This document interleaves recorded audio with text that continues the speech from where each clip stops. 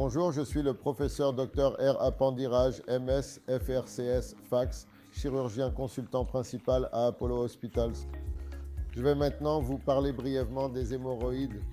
Dans le langage courant, on appelle cela les piles. Voyez-vous, tout être humain peut avoir des hémorroïdes car nous sommes tous bipèdes. Nous nous tenons debout à l'encontre de la gravité.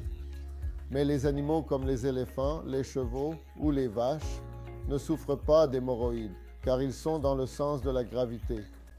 De plus, un autre facteur favorisant les hémorroïdes est la constipation.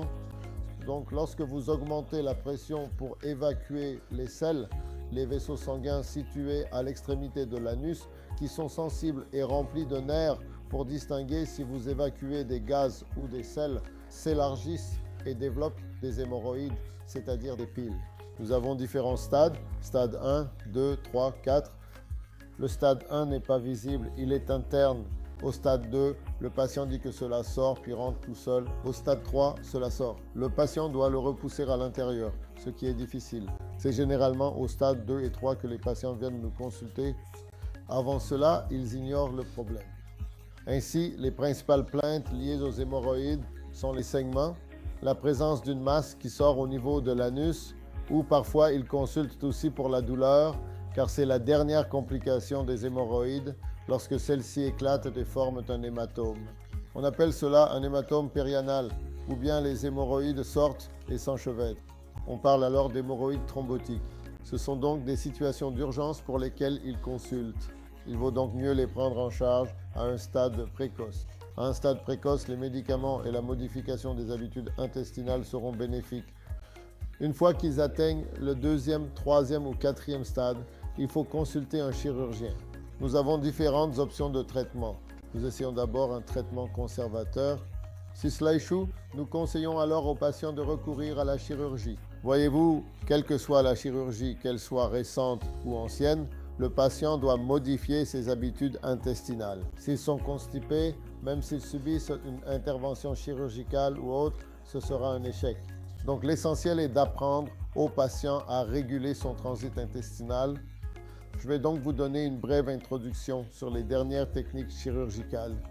La première est la chirurgie ouverte, que l'on appelle la technique de Milligan-Morgan. Nous coupons et nous suturons. Ensuite, nous avons des techniques plus avancées. Si le patient ne souhaite pas de chirurgie, nous optons pour un traitement conservateur non invasif ou sans anesthésie. Nous réalisons certaines procédures en ambulatoire.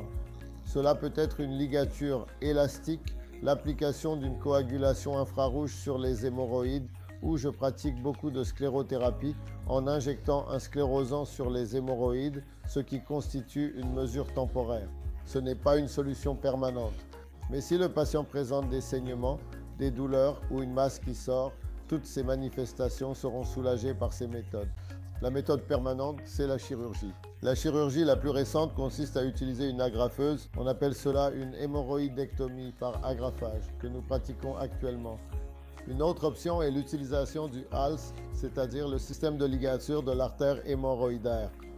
Nous identifions l'artère à l'aide du Doppler et nous la ligaturons afin que le vaisseau nourricier soit bloqué sur la technique la plus récente est l'hémorroïdopexie au laser qui s'avère très efficace. Donc, pour le patient, les deux dernières méthodes, à savoir l'agrafeuse, le HALS et notre laser. L'avantage de ces techniques, c'est une récupération rapide et le patient n'aura pas beaucoup de douleur après l'opération.